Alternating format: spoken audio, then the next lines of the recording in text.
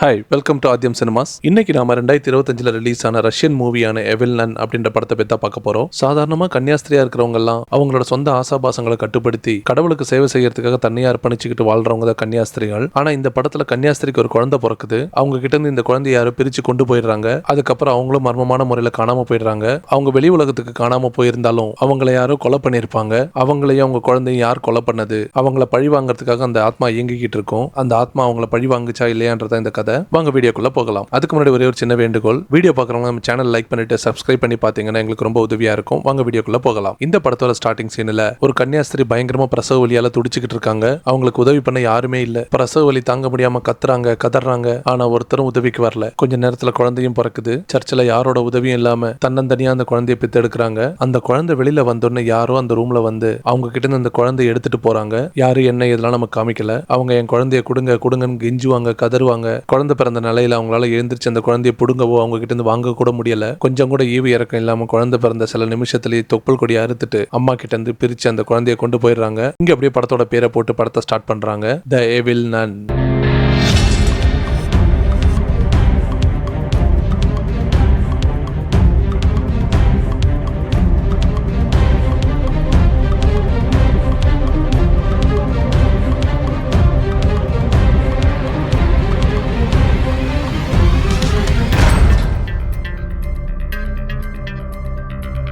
இப்போ ஒரு 6 friends holidays enjoy பண்றதுக்காக ட்ரிப் பிளான் பண்ணி வண்டியில போறாங்க. வழியிலேயே அவங்க வண்டி ரிப்பேர் ஆகி நிக்குது. இவன் தான் நம்ம படத்தோட ஹீரோ ஜாக். இவனோட பேரு ராஜ், இவன் பேரு சாம், இவ பேரு கிளாரா. இவங்க 2 பேர் லவர்ஸ். இவ பேரு மிஷல், இவ பேரு சிலி. இவங்க 2 பேரும் சிஸ்டர்ஸ். இவளோட பேரு ஜேன். இவ தான் நம்ம படத்தோட ஹீரோயின். ரோஜ் அவனுக்கு தெரிஞ்ச மெக்கானிக்கல் வேலையை வச்சு வண்டியை ரெடி பண்ண முடியுமான்னு பாக்குறான். அப்ப ஜேன் மட்டும் ஒரு இடத்துல சம்பந்தமே இல்லாம தனியா நின்று ஒரு இடத்தையே பாத்துக்கிட்டு இருக்கா. மத்தவங்க எல்லாம் சில் பண்ணிக்கிட்டு இருக்காங்க. ஜாக் ஜேன் கிட்ட போய் என்ன பண்ணிக்கிட்டு இருக்க, என்ன ஆச்சுன்னு சொல்லி கேட்பான். அதுக்கு ஜேன், உனக்கு அந்த சத்தம் கேக்குதா? ஜாக், என்ன சத்தம்? அதுக்கு ஜேன், யாரோ அழுகுறாங்க, உதவி வேணும்னு சொல்லி கேக்குறாங்க, உனக்கு கேட்கலையா அப்படின்னு சொல்லி கேட்பா. ஆனா நம்ம ஜாக்குக்கு கடவுளோ பேயோ அது மேல நம்பிக்கை கிடையாது. ஜேன் இந்த மாதிரி ஏதோ அமானுஷ்யமா அழுகுற சவுண்ட் கேக்குது, யாரோ உதவிக்கு கூப்பிடுறாங்க.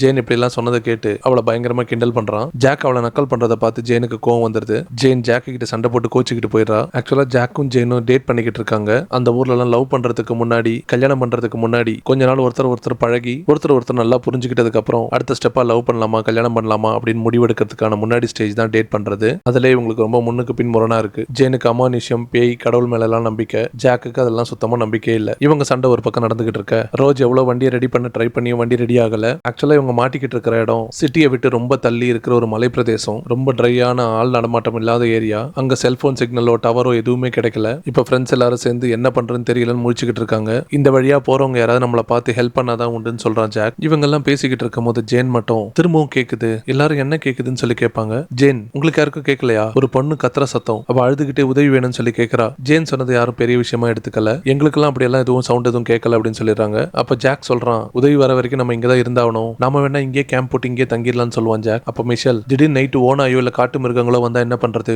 மாட்டிப்போம். அது மட்டும் இல்லாம இந்த காட்டுல நிறைய பாம்புகள் இருக்கும் வாய்ப்பு இருக்கு. அதனால இருட்டுறதுக்குள்ள நம்ம ஏதாவது ஒரு சேஃபான இடத்தை கண்டுபிடிச்சாகணும் அப்படின்னு ராஜ் சொல்லுவான். அப்ப ஜாக் சொல்றான், கேர்ள்ஸ் எல்லாம் வேன்ல தூங்கட்டும், பாய்ஸ் எல்லாம் வண்டிக்கு வெளியில கேம்ப் போட்டு இருப்போம், சப்போஸ் ஏதாவது ஆபத்து வந்தா பாத்துக்கலாம் அப்படின்னு சொல்றான். இப்ப ஃப்ரெண்ட்ஸ் எல்லாம் அவங்க வந்த வண்டியில இருந்து ஒரு மேப் எடுத்து அவங்க எங்க மாட்டிக்கிட்டு இருக்காங்க, அங்க இருந்து நியர்பை இடம் என்ன இருக்கு, இவங்க இருக்கிற இடத்துல இருந்து அந்த இடம் எவ்வளவு தூரம், அங்க போறதுக்கு எவ்வளவு நேரம் ஆகும், அங்க ஏதாவது ஹெல்ப் கிடைக்குமா அப்படின்றதெல்லாம் செக் பண்ணிக்கிட்டு இருக்காங்க. இவங்க எல்லாம் செக் பண்ணிக்கிட்டு இருக்கும்போது திரும்பவும் ஜேன், உங்களுக்கு யாருக்கும் கேட்கலையா? எனக்கு திரும்பவும் அந்த சத்தம் கேக்குது. இந்த தடவை ரொம்ப பலமா சத்தம் கேக்குது. நான் அது என்னன்னு பார்க்க தான் போறேன் அப்படின்னு சொல்லிட்டு அவங்க வந்து பேக் எடுத்துட்டு தனியா கிளம்பி போறா. ஜேன் இந்த மாதிரி பண்றது மத்த எல்லா ஃப்ரெண்ட்ஸுக்கும் டிசப்பாயிண்ட் ஆயிடுது. அதே நேரத்துல ஜேனையும் தனியா விடவும் முடியாது. வேற வழி இல்லாம மத்த ஃப்ரெண்ட்ஸும் எல்லாரும் சேர்ந்து ஜேனை ஃபாலோ பண்ணிக்கிட்டே போறாங்க. ஃப்ரெண்ட்ஸ் எல்லாம் ஜேனை தேடிக்கிட்டு போகும்போது மரியா தன்னோட கையில ஒரு புக்கை வச்சிருப்பா. அதை படிச்சுக்கிட்டே வருவா. ஃப்ரெண்ட்ஸ் இதை கேளுங்க, இந்த இடத்த பத்தி ஒரு முக்கியமான விஷயத்தை போட்டிருக்காங்க அப்படின்னு சொல்லிட்டு அந்த புக்ல போட்டிருக்க விஷயத்த சொல்றா. இந்த வழியிலேயே போனா கொஞ்சம் தூரத்துல நம்மளால ஒரு சர்ச்சை பார்க்க முடியும்ன்றதாகவும், ஒரு காலத்துல அந்த சர்ச் ரொம்ப பிரபலமா இருந்ததாகவும், 1993 அங்க வாழ்ந்த டோலஸ் என்ற கன்னியாஸ்திரி அவங்க கன்னித்தன்மையா இருக்கும் போதே குழந்தை பிறந்ததாகவும், அவங்களை எல்லாரும் அதிசய அன்னைன்னு சொன்னதாகவும், ஒரு குரூப் அவங்க நடத்த மேல சந்தேகப்பட்டு டாக்டரை வச்சு செக் பண்ணி பார்த்திருக்காங்க. ஆனா அந்த கன்னியாஸ்திரி குழந்தை பிறந்தும் கன்னித்தன்மையாக இருந்ததாக டாக்டர்கள் சர்டிபிகேட் கொடுத்திருக்காங்க. அந்த கன்னியாஸ்திரி கர்ப்பமா இருந்த போதே நிறைய நோயாளிகளை குணப்படுத்தினதாக குறிப்பிட்டிருக்காங்க. அவங்க கர்ப்பமா இருந்த காலத்திலேயே அந்த சர்ச்சில் தங்கி மக்களுக்காக ஊழியம் பண்ணிக்கிட்டு இருந்ததாகவும், அவங்களுக்கு பிறக்க இருந்த அந்த குழந்தைய அது கடவுளின் குழந்தை, அது இந்த உலகத்திற்கு வரவிருக்கும் அடுத்த மெசியாவாகவும் அங்கீகரிப்பதற்காக வேட்டிகன்ல போப் தலைமையில ஒரு குழு பேச்சுவார்த்தை நடத்திக்கிட்டு இருந்ததாகவும், ஆனால் குழந்தை பிறக்கிறதுக்கு ஒரு வாரத்துக்கு முன்னாடி டோலஸ் அந்த சர்ச்சில இருந்து மாயமா காணாம போயிட்டாங்க. அதுக்கப்புறம் அவங்கள யாரும் பார்க்கவே இல்ல. அவங்களுக்கு குழந்தை பிறந்ததா, அவங்களுக்கு என்ன ஆச்சு, இது தெய்வ செயலா, அவங்க திரும்ப பரலோகத்துக்கே போயிட்டாங்களா அப்படின்னு எதுவுமே அவங்கள பத்தி தெரியாம மர்மமாக முடிந்ததாகவும் அந்த புக்ல குறிப்பிட்டிருக்காங்க. சில பேர் குழந்தை இறந்து பிறந்ததாகவும், குழந்தை பிறக்குமோ டாலர்ஸும் இறந்ததாகவும், அதனால யாருக்கும் தெரியாம அவங்களோட உடல்களை அடக்கம் செஞ்சதாகவும், இன்னொரு குரூப் சாத்தான வழிபடுறவங்க டோலஸை கடத்தி மெசியாவாக பூமிக்கு வர இருந்த அந்த குழந்தைய சாத்தானுக்கு பலி கொடுத்து சாத்தான் இந்த பூமிக்கு வர வைக்கிறதுக்காக முயற்சி பண்ணதாகவும் அப்படின்னு சில பேர் சொல்றதாகவும், ஆனால் உண்மையில் என்ன நடந்ததுன்னு அவங்க சொன்னாதான் தெரியும். இன்னும் சில பேர் டோலஸ் அவங்க ஊழியம் செஞ்ச அந்த சர்ச்சிலேயே இன்னும் ஆத்மாவை சுத்திக்கிட்டு இருக்கிறதாகவும், அவங்க குரல் நிறைய பேருக்கு கேட்டதாகவும் நிறைய பேர் குறிப்பிட்டிருக்காங்க அப்படின்னு அந்த புக்ல போட்டிருக்கு. சில்லி புக்ல படிச்சு சொன்னது எல்லாத்தையும் கேட்டு கிளாரா இதெல்லாம் கட்டுக்கதை, சும்மா இதெல்லாம் நம்ம நம்ப தேவையில்லை அப்படின்னு சொல்றா. இவங்க புக்கை படிச்சுக்கிட்டே ரொம்ப தூரம் நடந்து வந்துட்டாங்க. ஆனா இன்னும் ஜேனை கண்டுபிடிக்க முடியல. ரோஜ் ரொம்ப டயர்ட் ஆயிடுறான். என்னால முடியல, கொஞ்ச தூரம் நம்ம இங்க ரெஸ்ட் எடுத்துட்டு போலாம்னு சொல்லி ஒரு இடத்துல அப்படியே நின்னுடுறான். ரோஜரை பார்த்துக்கிட்டே இருந்த சாம், ரோஜ் நகராத, அப்படியே நில்லு அப்படின்னு சொல்லிட்டு சாம் பக்கத்துல இருக்கிற கல்லை எடுப்பான். அப்பதான் ரோஜர் கீழே குனிஞ்சு பார்க்கறான். என்னன்னா பக்கத்துல ஒரு பெரிய கட்டுவரியன் பாம்பு ரோஜர் கால் கிட்ட வருது. ரோஜர் பயத்துல நடுங்கிக்கிட்டு அசையாம நிக்கிறான். பாம்பு ரோஜரோட காலை மோந்துகிட்டே கிட்ட வருது. ரோஜரை பாம்பு கடிச்சிருமோன்னு பார்த்தா சாம் டக்குன்னு கல் எடுத்து அந்த பாம்பு மேல அடிச்சிருவான். இதான் சான்ஸ். ரோஜர் டக்குன்னு அங்கிருந்து தப்பிச்சிருவான். ஒரு வழியா பாம்பு கிட்ட இருந்து தப்பிச்சிட்டாங்க. இப்ப ஃப்ரெண்ட்ஸ் எல்லாம் சேர்ந்து ஜேனை தேடிக்கிட்டே நடந்து வந்ததுல ஒரு பழங்காலத்து பாழடைஞ்ச சர்ச்சு கிட்ட வந்து சேர்றாங்க. பார்த்தா அந்த சர்ச்சு முன்னாடி ஜேன் நின்னுகிட்டு இருக்கா. ஃப்ரெண்ட்ஸுக்கெல்லாம் ஒரே சந்தோஷம், ஒரு வழியா ஜேனை கண்டுபிடிச்சிட்டோன்ட்டு. ஆனா ஜேன் விசித்திரமா அந்த சர்ச்சையே பார்த்துக்கிட்டே இருக்கா.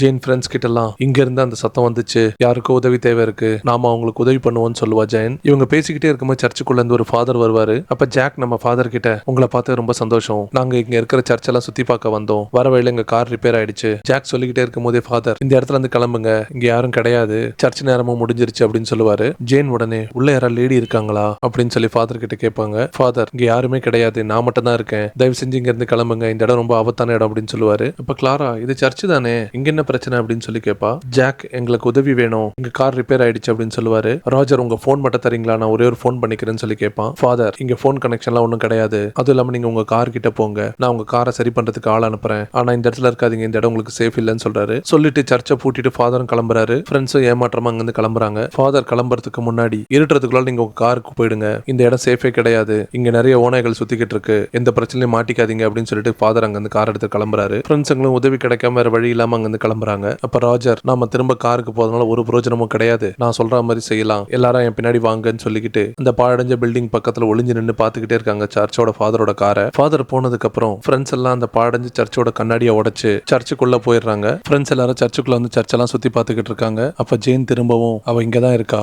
என்னால உணர முடியுது, இங்க இருந்தா சத்தம் வந்திருக்கணும்னு சொல்றா. ஜேன் சொல்றது ஃப்ரெண்ட்ஸ் யாரும் பெரிய விஷயமா எடுத்துக்கல. அன்னைக்கு ராத்திரி எல்லாரும் இங்க தங்கிட்டு விடிஞ்சோடனே ஃபாதர் வரதுக்குள்ள கிளம்பிடணும்னு சொல்லி பிளான் பண்றாங்க. இவங்க எல்லாம் சர்ச்சில் உட்காந்துட்டு இருக்கும் போது கிளாராக்கு மரத்தாலான ஒரு குட்டி சாமி சிலை கிடைக்குது. அங்க இருந்து அவ அந்த குட்டி சிலையை கையில எடுத்து, இது எனக்கு கடவுள் கொடுத்த கிஃப்ட்னு சொல்லி தன்னோட பேக்ல எடுத்து வச்சுக்கிறா. அப்ப மிஷல் சொல்லுவா, கண்டிப்பா இந்த சர்ச்சுக்குள்ள எங்கேயாவது ஒரு ஆஃபீஸ் இருக்கும், அங்க போன் இருக்கும், நாம அதை தேடி கண்டுபிடிக்கணும் அப்படின்னு சொல்லுவா. ஜாக், அதை நான் போய் பார்த்துட்டு வரேன் அப்படின்னு சொல்லுவான். இது நடந்துட்டு இருக்கும் போது ஜேன், யார்கிட்டயா லைட்டர் இருக்கா, கடவுளுக்கு மெழுகுவத்தி ஏத்தணும் அப்படின்னு சொல்லிட்டு கேட்பா. சில்லி தான் கொண்டு வந்த லைட்டர் எடுத்து ஜேன் கிட்ட கொடுப்பா. ஜேன் கடவுளுக்கு மெழுகுவத்தி ஏத்தன உடனே ஜேனுக்கு என்னமோ ஆகுது. உடனே டக்குன்னு உடம்பு முடியாம ஆகுது. பயங்கரமா ரத்த வாந்தி எடுக்கிறா. கேர்ள்ஸ் எல்லாம் சேர்ந்து ஜேனை கூட்டிட்டு போய் வாந்தி எடுக்க வைக்கிறாங்க. ஒரு வழியா ஜேன் வாந்தி எடுத்து முடிச்சதுக்கு அப்புறம் அவளெல்லாம் கிளீன் பண்ணிட்டு கேர்ள்ஸ் எல்லாம் கூட்டிட்டு வராங்க. வருமோ சில்லி ஒரு சிலையை பாக்குறா. இது அவங்க தான், வருமோ புக்ல படிச்சு சொன்னல, இவங்க தான் அந்த தெய்வத்தாய், இவங்களுக்கு இந்த சர்ச்சில் சிலையை வச்சிருக்காங்க அப்படின்னு சொல்லுவா. கேர்ள்ஸ் எல்லாம் அந்த சிலையை பார்த்துட்டு வராங்க. அதுக்குள்ள பாய்ஸ் எல்லாம் இங்க ஒரே கவலையில இருக்கானுங்க, ஜேனுக்கு என்ன ஆச்சோன்ட்டு. பாய்ஸ் எல்லாம் பேசிக்கிட்டே இருக்கும் போது கேர்ள்ஸ் வராங்க. எல்லாரும் அமைதியா உட்காந்துட்டு இருக்கும் போது திடீர்னு வெளியில பயங்கரமான விசித்திரமான சவுண்ட் எல்லாம் கேக்குது. அப்ப சாம் சொல்லுவான், இந்த இடம் ரொம்ப ஆபத்தான இடம் ஃபாதர் சொன்னார்ல. இது நடந்துட்டு இருக்கும் போது இருட்டிருது. போன சீன்ல ஜாக் சொன்ன மாதிரியே அந்த சர்ச்சை சுத்தி ஆபீஸ் ஏதாவது இருக்கா, அங்க ஏதாவது போன் ஏதாவது கிடைக்குமான்னு சொல்லி பார்த்துட்டு வராங்க. ஆனா ஏற்கனவே ஃபாதர் சொன்ன மாதிரி அங்க போனோ கனெக்ஷனோ எதுவுமே கிடையாது. இப்ப ஜாக் ஜேன் கிட்ட என்ன ஆச்சு, எனக்கு இந்த மாதிரி அடிக்கடி ஆகுமா, ஏதாவது பிரச்சனையான்னு சொல்லி விசாரிக்கிறான். ஜேன், அந்த மாதிரிலாம் எனக்கு எதுவும் பிரச்சனை கிடையாது, இங்க வந்ததுக்கு அப்புறம் தான் இந்த மாதிரிலாம் ஆகுது. சில்லி அவகிட்ட இருந்த டேப்லெட் கொடுத்தா, டேப்லெட் சாப்பிட்டேன் சரியாயிரும் அப்படின்னு சொல்லுவா. காலையில வரும்போது சாமி கடவுள்னு சொல்லி ரெண்டு பேரும் சின்ன வாக்குவாதத்துல சண்டை போட்டுக்கிட்டாலும் ஜேனுக்கு உடம்பு சரியில்லைன்னு ஜாக் அவளை கேரிங்கா பாத்துக்கிட்டு அந்த சண்டையெல்லாம் மறந்து சமாதானம் ஆயிடுறாங்க. இவங்க பேசிக்கிட்டே இருக்கும்போது திடீர்னு நிலநடுக்கம் வர மாதிரி பில்டிங் எல்லாம் அதருது. பில்டிங்ல இருந்து மண்ணெல்லாம் கொட்டுது. ஃப்ரெண்ட்ஸ் எல்லாம் பயங்கரமா பயந்துடுறாங்க. ஜேன் நின்னுட்டு இருக்கிற நேர் எதிர்பக்கம் மூலையில இருந்து சில்லி புக்ல படிச்ச மாதிரியே அந்த கன்னியாஸ்திரி கன்னியாஸ்திரி ஆத்மா அங்க இருக்கும். அது ஜேனையே பாத்துக்கிட்டு இருக்கும். ஜேனும் அதை பாத்துறா. பயத்துல பயங்கரமா கத்துறா. திடீர்னு அந்த ஆத்மா மறைஞ்சிரும். ஜேன் கீழே விழுந்து பயங்கரமா அலறா, கத்துறா. கண்ணி மிக்கிற நேரத்துல அவளோட வயிறெல்லாம் பெருசாகுது. ஃப்ரெண்ட்ஸால ஒண்ணுமே பண்ண முடியல. என்ன பண்றதுன்னு தெரியாம பயங்கரமா குழப்பத்துல இருக்காங்க. இப்ப கொஞ்ச நேரம் கழிச்சு ஜேனுக்கு வலியெல்லாம் போயிடுது. பொறுமையா ஏஞ்சி நடக்கிறா. ஜேன் ஃப்ரெண்ட்ஸ் பக்கம் திரும்புவா. பார்த்தா அவ பிரெக்னண்டா இருப்பா. அந்த கன்னியாஸ்திரியோட ஆத்மா ஜேனோட உடம்புல இறங்கி இருக்கும். ஜேனோட கண்ணுல இருந்த கருவிழி எல்லாம் மாறி பழுப்பு கலர்ல மாறிடும். ஜாக்கு கிட்ட போய் ஜேனுக்கு என்னாச்சுன்னு பாக்குறான். ஜேன் ஜாக்கு ஒரே அடிதான். ஜாக் பறந்து போய் விழறான். உடனே ராஜரும் சாமும் ஜேனை பிடிச்சு ஒரு சேர்ல உட்கார வச்சு கட்டிடுறானுங்க. கீழே விழுந்த ஜாக்கும் ஓடி வந்து சாமுக்கும் ராஜருக்கும் ஹெல்ப் பண்றான். இந்த கேர்ள்ஸ் எல்லாம் பயத்துல உறைஞ்சு போய் நின்னுட்டு இருக்காங்க. ஜாக் விடாம ஜேன் கிட்ட உனக்கு என்னாச்சு என்னாச்சு என்கிட்ட பேசு ஜேன் சொல்லி கேட்டுக்கிட்டே இருப்பான். அப்ப ஜேன் ஜாக் கிட்ட ஜேன் தூங்கிக்கிட்டு இருக்கா. அப்ப ஜாக் நீங்க யாரு என்கிட்ட பேசுறது அப்படின்னு சொல்லி கேட்பான். அதுக்கு ஜேன் நான் தான் டோலஸ் அப்படின்னு சொல்லுவா. ஆக்சுவலா டோலஸ் அந்த சில்லி அந்த புக்ல படிப்பால அந்த கன்னியாஸ்திரி அவங்க தான் டோலஸ். அந்த ஆத்மா தான் ஜேனோட உடம்புல இறங்கி இருக்கு. என்ன நடக்குதுன்னு பார்க்கலாம். ஜேன் சொன்னதை கேட்டு மொத்த ஃப்ரெண்ட்ஸும் ஷாக் ஆகி உறைஞ்சு போய் நிக்கிறாங்க. ஃப்ரெண்ட்ஸ் எல்லாம் ஜேனை விட்டுடுங்க உங்களுக்கு என்ன வேணும்னு சொல்லி கேட்பாங்க. இதுக்கப்புறம் ஜேனோட உடம்புல டோலஸ் இருக்கனால நம்ம டோலஸ்னே சொல்லுவோம். டோலஸ் சிஸ்டர் என்னோட குழந்தை காணாம போயிடுச்சு, அதை கண்டுபிடிச்சு கொடுங்க, அப்போ உங்க ஜேனை நான் திரும்ப கொடுத்துறேன் அப்படின்னு சொல்லுவாங்க. இதை கேட்ட ரோஜருக்கு புரிஞ்சது அவங்க பெரிய பிரச்சனை மாட்டிட்டு இருக்காங்கன்ட்டு. என்ன ஆளை விட்டுடுங்க, நான் இதுக்கு வரல, நான் ஓனாகிட்டே கடி வாங்கி செத்துக்கிறேன்னு சொல்லி அங்கிருந்து கிளம்பி போறான். ரோஜர் போனாலும் ஜாக் டோலஸ் சிஸ்டர் கிட்ட நான் உங்களுக்கு ஹெல்ப் பண்றேன், உங்க குழந்தைய நான் கண்டுபிடிச்சு தரேன், ஜேனை ஒன்னும் பண்ணிடாதீங்க அப்படின்னு சொல்லுவான். ஜாக் சொன்னதை கேட்ட உடனே அப்படியே ஜேன் மயக்கம் போட்டு விழுந்துடுறா. சோ என்ன அர்த்தம்னா ஜாக் கொடுத்த வாக்குறுதியை நம்பி டோலஸ் சிஸ்டர் ஜேனோட உடம்புல இருந்து தற்காலிகமா போயிட்டாங்க. இப்ப நம்ம தப்பிச்சு ஒன்னு ரோஜரை காமிக்கிறாங்க. அந்த சர்ச்சில இருந்து தப்பிச்சு வெளியில போக ட்ரை பண்றான். அவனால வெளியில போகிற வழியை கண்டுபிடிக்கவே முடியல. ரோஜர் வெளியில போறதுக்கு வழி தேடிட்டு இருக்கும் போதே வேகமா ஒரு கட்டை வந்து ரோஜரோட வயித்துல குத்தி ஸ்பாட்லயே இறந்துடுறான். ரோஜர் கத்துன சத்தம் சாமுக்கும் கிளாராக்கும் கேக்குது. அவங்க டார்ச் எடுத்துக்கிட்டு ரோஜரை தேடி போறாங்க. ஒரு வழியா சாமு கிளாரா சில்லியும் ரோஜரை தேடி கண்டுபிடிக்கிறாங்க. ஆனா ரோஜர் கட்டை குத்தி அப்படியே தொங்கிக்கிட்டு இருப்பான் உயிர் போய். 3 ஃப்ரெண்ட்ஸ் ரோஜரோட பாடியை தூக்கிக்கிட்டு ஜாக் கிட்டையும் ஜேன் கிட்டையும் வராங்க. சாம் இதுக்கப்புறம் நம்ம இங்க இருக்கிறது ஆபத்து, நம்ம இங்க இருந்து கிளம்பணும். அந்த ஃபாதர் சொன்ன மாதிரி இந்த இடம் ரொம்ப ஆபத்தான இடம் தான். ரோஜர் ரொம்ப மர்மமான முறையில செத்துருக்கான். இங்க வேற என்னவோ இருக்கு. ஃப்ரெண்ட்ஸ் எல்லாம் பயங்கரமா பயப்படுறாங்க.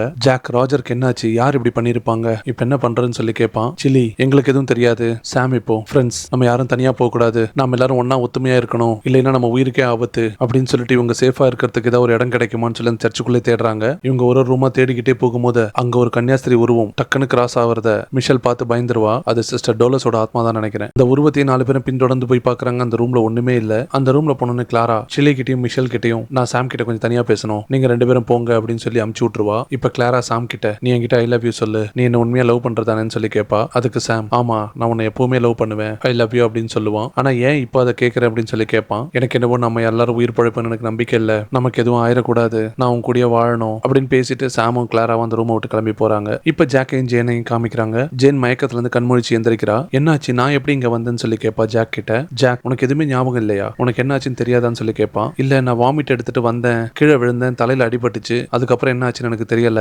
அப்படின்னு சொல்லுவா. ஜேன் கொஞ்சம் தண்ணி கிடைக்குமான்னு சொல்லி கேட்கறா. ஜாக்கும் தண்ணியை கொடுக்குறான். ஜாக் இப்ப ஜேன் கிட்ட எல்லாரும் எங்க போயிட்டாங்க, நம்ம மட்டும் தான் இருக்கோம், எல்லாரும் எங்கன்னு சொல்லி கேட்பா. இப்ப ஜாக் நடந்த எல்லாத்தையும் ஜேன் கிட்ட சொல்றான். ரோஜர் இறந்த பத்தியும் சொல்றான். ஜேன் ரொம்ப வருத்தப்படுறா. இதோட இல்லாம எனக்கு ஒரு சத்தியம் பண்ணு, இதுக்கப்புறம் அந்த டோலஸ் ஆத்மா என்னோட உடம்புக்குள்ள வந்துச்சுன்னா நீ தான் அதை நிரந்தரமா விரட்டணும், நீ அதை செய்வியான்னு சொல்லி கேட்பா ஜாக் கிட்ட ஜேன். ஜாக் அந்த அளவுக்கு எனக்கு மந்திர தந்திரம்லாம் தெரியாது, பேய் எப்படி விரட்டணும்லாம் எனக்கு தெரியாது அப்படின்னு சொல்லுவான். உன்னால முடியும் ப்ராமிஸ் பண்ணுன்னு சொல்லி ஜேன் கேட்பா. வேற வழி இல்லாம ஜேனை சமாதானப்படுத்துறதுக்காக ஓகேன்னு சொல்லுவான் ஜாக். இப்ப வழியை தேடிட்டு போன 4 ஃப்ரெண்ட்ஸையும் காமிக்கிறாங்க. அவங்க தேடி தேடி ஒரு டோரை கண்டுபிடிப்பாங்க. அந்த டோரை எவ்வளவு அடிச்சு உடைச்சு திறக்க ட்ரை பண்ணுவாங்க, திறக்கவே முடியாது. அப்ப சாம் முன்னாடியே அந்த ஆத்மா அவனை கிராஸ் பண்ணி போகும். இதை பார்த்தோன்னே சாம் எல்லாத்துக்கும் நீ தான் காரணம், உன்னை ஒரு வழி பண்ணாம விட மாட்டேன்னு சொல்லி அதை துரத்துக்கிட்டு பின்னாடியே ஓடுறான். போய் ஒரு இடமா தேடுறான். அதை பின்தொடர்ந்து போய்கிட்டே இருக்கான். ஒரு இடத்துல திடீர்னு ஒரு சிலுவை வந்து சாமோட கண்ணிலே குத்திக்குது. சாம் அங்கேயே துடி துடிச்சு இறந்துடுறான். இப்ப மிஷலும் சில்லியும் ஓடி வந்து ஜாக் கிட்டையும் ஜேன் கிட்டையும் சாம் டோலஸோட ஆத்மாவை பார்த்து அதை துரத்துக்கிட்டு ஓடினா. அவன் பின்னாடியே கிளாராவும் ஓடனா. ஆனா இப்ப 2 பேரையுமே காணோம், என்ன பண்றதுன்னு தெரியல,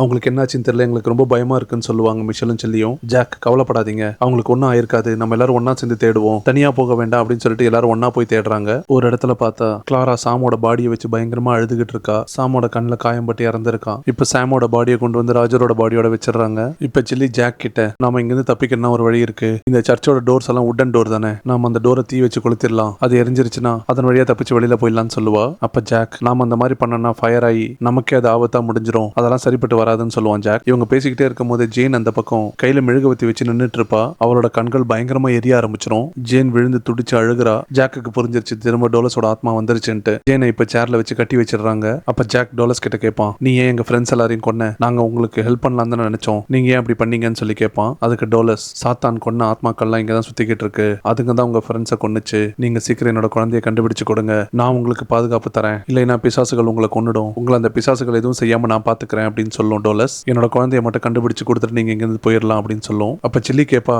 உன்னோட குழந்தைய நாங்க எப்படி கண்டுபிடிக்கிறதுன்னு சொல்லி கேப்பா. அந்த ஆத்மாக்கள் இங்கதான் எங்கேயோ என் குழந்தைய ஒளிச்சு வச்சிருக்கு. என்னால உணர முடியுது, ஆனா கண்டுபிடிக்க முடியல. அதனாலதான் எனக்கு உங்களோட உதவி தேவைன்னு சொல்லும் டோலஸ். அப்ப ஜாக், நீ எங்களுக்கு எதுவும் ஆகாம பாத்துக்கணும். அப்புறம் சொன்ன மாதிரியே குழந்தை கிடைச்ச உடனே ஜேனோட பாடியை விட்டு போயிடணும். அதுக்கப்புறம் அவளை நீ தொல்லை பண்ணக்கூடாதுன்னு சொல்லுவான் ஜாக். ஆனா டோலஸ் சம்மதிக்க மாட்டேங்குது, முடியாதுன்னு சொல்லுது. அப்ப ஜாக், இனிமே உங்ககிட்ட பேசி பிரோஜனம் இல்ல, எனக்கு என்ன பண்ணணும்னு தெரியும்னு சொல்லிட்டு வேகமா போய் மிஷலோட பேக்ல இருந்த பைபிள் எடுத்துட்டு வந்து அதுல இருக்கிற வசனங்களை எல்லாம் படிக்க ஆரம்பிக்கிறான். இதை கேட்டு அந்த ஆத்மாவால ஒண்ணுமே பண்ண முடியல. பயங்கரமா துடிக்குது. பைபிளை வாசிக்காத, நிறுத்து நிறுத்துன்னு சொல்லி கத்தும். ஆனா ஜாக் விடாம பைபிளை தொடர்ந்து படிச்சுக்கிட்டே இருப்பான். மிஷல், சில்லி, கிளாரா எல்லாருமே வேண்டாம் ஜாக், ஏதாவது பிரச்சனை ஆயிட போகுது, ஜேனுக்கு ஏதாவது ஆயிட போகுது, நிறுத்து அப்படின்னு சொல்லுவாங்க.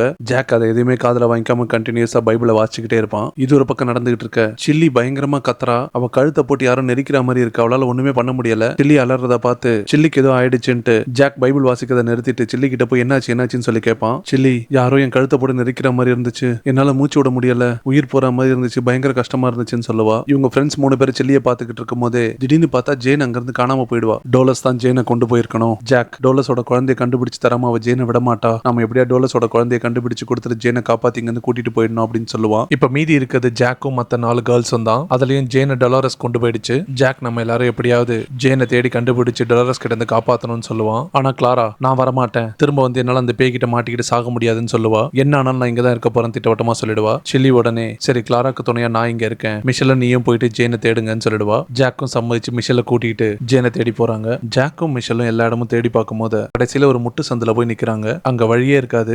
ஜாக் அடுப்புல செவத்துல எட்டி ஒரு உதைப்பான். அவன் எட்டி உதைச்சல செவர் வீரல் விட்டு அந்த செவத்துல அந்த ஒரு ஸ்கிரீன் ஓபன் ஆகும். பார்த்தா அந்த ஸ்கிரீனுக்கு பின்னாடி ஒரு டோர் இருக்கும். கிளாராவும் ஜாக்கும் அந்த டோரை திறந்துகிட்டு உள்ள போய் பாக்குறாங்க. உள்ள போய் பார்த்தா அது ஒரு பெட்ரூம். அந்த ரூம்ல நிறைய நியூஸ் பேப்பர்ல இருக்க நியூஸ் எல்லாம் கட் பண்ணி செவத்துல ஒட்டி வச்சிருப்பாங்க. அந்த ரூம்ல ஒரு போட்டோ இருக்கும். அந்த போட்டோவை எடுத்து பார்ப்பான் ஜாக். அப்ப மிஷல் சொல்லுவா, இது டொலாரஸ் மாதிரியே இருக்கு, நாங்க சர்ச்சில் இந்த சிலையை பார்த்திருக்கோம், இது டொலாரஸ் தான், டொலாரஸோட ரூம் தான் இது அப்படின்னு மிஷல் சொல்லுவா. இன்னும் ஏதாவது அந்த ரூம்ல கிடைக்குமோ 2 பேரும் தேடி பாக்குறாங்க. ஆக்சுவலா அந்த நியூஸ் பேப்பர்ல இருக்க நியூஸ் எல்லாம் என்னன்னா சிஸ்டர் டொலாரஸை பத்தி நியூஸ் பேப்பர்ல வந்த விஷயங்களை பத்தி தான் கட் பண்ணி அங்க வச்சிருக்காங்க. ஜாக் ஒரு பக்கம் தேடிக்கிட்டு இருக்கும் போது அவனுக்கு ஒரு டைரி கிடைக்குது அந்த ரூம்ல இருந்து. ஜாக்கும் மிஷலும் கண்டுபிடிச்ச டைரி எடுத்துக்கிட்டு கிளாரா கிட்டே சில்லி கிட்டேயும் வராங்க 2 பேரும். இப்ப 4 பேரும் ஜாக் கொண்டு வந்த டைரியை படிக்க ஆரம்பிக்கிறாங்க. அந்த டைரியில ஒரு பக்கத்துல டொலாரஸோட காதலன் அவங்க கிட்ட நம்மளோட குழந்தைய இந்த உலகம் கடவுளோட குழந்தைய ஏத்துக்க போகுது அப்படின்னு சொன்னதாகவும், ஆனா டொலாரஸ் சிஸ்டர் உலகத்தையும் கடவுளையும் ஏமாத்த மனசு இல்லாம அவங்களுக்கு ஒரு காதலன் இருக்கிறதாகவும், அவர் மூலியமா தான் இந்த குழந்தை உருவாச்சுன்ற உண்மையை உலகத்துக்கு சொல்ல போறதாகவும் அந்த டைரியில எழுதியிருக்கும். இவங்க இந்த டைரியை வாசிச்சுட்டு இருக்கும் போதே சில்லிக்கு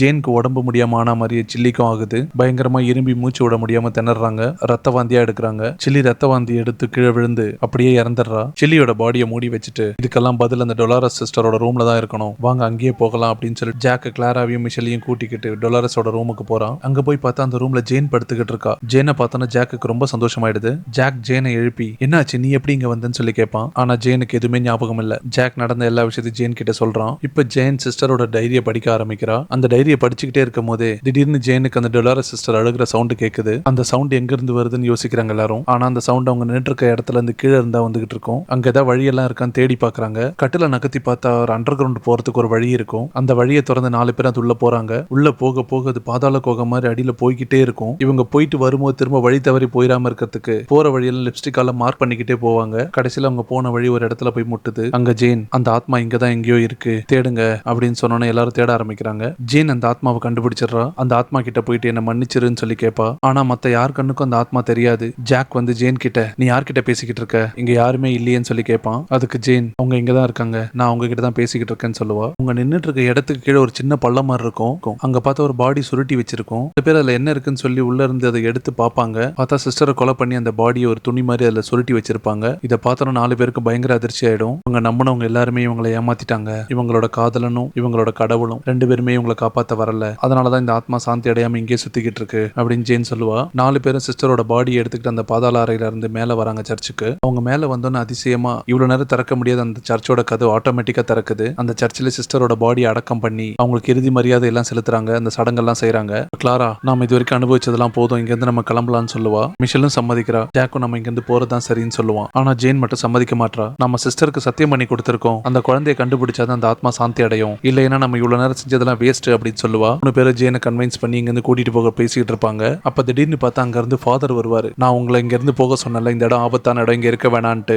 ஏன் இன்னும் இங்க இருக்கிறீங்கன்னு சொல்லி கேட்பாரு. ஃபாதர் பேசிக்கிட்டே இருக்கும்போது ஜேன் ஃபாதரோட கையை பாத்துருவா. அவரோட கையில ஒரு தீக்காயம் இருக்கும். அப்ப ஜேன் சொல்லுவா, இவர் தான் சிஸ்டர் டொலாரஸோட காதலன். ஆமா, அந்த டைரியில போட்டிருந்தது அவங்களோட காதலனுக்கு கையில தீக்காயம் இருக்கும்ட்டு, இவர் தான் அவர் அப்படின்னு சொல்லுவா. இதை கேட்டோன்னு ஃபாதருக்கு பயங்கரமான ஷாக். ஃபாதர் துப்பாக்கி எடுத்து காட்டி, எல்லாரும் சர்ச்சுக்குள்ள போங்க, இல்லைன்னா உங்களை சுட்டுடுவேன் அப்படின்னு சொல்லி மிரட்டுவாரு. ஃபாதருக்கு பயந்து எல்லாரும் சர்ச்சுக்குள்ள போறாங்க. மிஷல் ஃபாதரை பார்த்து அசிங்கமா திட்டுறா. ஃபாதர் கோவத்துல மிஷலோட காலிலே சுட்டுறான். உடனே ஜேனும் கிளாராவும், நாங்க சர்ச்சுக்குள்ள போறோம், எங்களை ஒன்றும் பண்ணிடாதீங்கன்னு சொல்லி பயந்துகிட்டு மிஷல கைத்தாங்களா கூட்டிட்டு 4 பேரும் சர்ச்சுக்குள்ள போறாங்க. இப்ப சர்ச்சுக்குள்ள வந்ததுக்கு அப்புறம் ஜேன் ஃபாதர் கிட்ட, சிஸ்டர் டொலாரஸ் உங்களை எவ்வளவு உயிருக்கு உயிரா நேசிச்சாங்க, நீங்க ஏன் உங்களுக்கு துரோகம் பண்ணீங்க, ஏன் உங்களை கொலை பண்ணீங்கன்னு சொல்லி கேட்பா. ஆனா ஃபாதர், நான் அவளுக்கு எந்த துரோகமும் பண்ணல, அவதான் எனக்கு துரோகம் பண்ணிட்டா, அந்த குழந்தையால எங்க 2 பேர் வாழ்க்கை நாசமா போயிருக்கும் அப்படின்னு சொல்லுவார் ஃபாதர். திரும்பவும் மிஷல் சும்மா இல்லாம, கடவுள் உன்னை சும்மா விட மாட்டார், இதுக்கெல்லாம் உனக்கு தண்டனை கிடைச்சே தீரும் அப்படின்னு சொல்லுவா. ஃபாதர், கடவுள் முதல்ல உன்னை காப்பாத்துறாரா பாக்கலாம்னு சொல்லிட்டு மிஷலை சுட்டுறாரு. இதை பார்த்து கோவமான கிளாரா, நான் உனக்கு பயப்பட மாட்டேன், நான் இப்பவே வெளியில போய் எல்லாரையும் கூட்டிட்டு வந்து உன்னோட முகத்திரியை கிழிக்கிறேன் அப்படின்னு சொல்லுவா. ஃபாதர், நீ வெளியில போனா தானே அப்படின்னு சொல்லிட்டு கிளாராவையும் சுட்டுறாரு. கிளாரா ஸ்பாட்லயே இறந்துடுறா. இப்ப மிச்சம் இருக்குது ஜேனும் ஜாக்கும் மட்டும்தான். கிளாரா ஆல்ரெடி செத்துட்டா. மிஷலும் 2 குண்டு அடிப்பட்டதுல ரத்தம் அதிகமா போய் வலி தாங்க முடியாம அவளும் இறந்துருவா. இப்ப ஜேன் நேரா ஏஞ்சி ஃபாதர் கிட்ட போய், உன்னை பத்தின ஒரு முக்கியமான உண்மை எனக்கு தெரியும், நீ ஒரு பயந்தாங்கோலி, கோழை,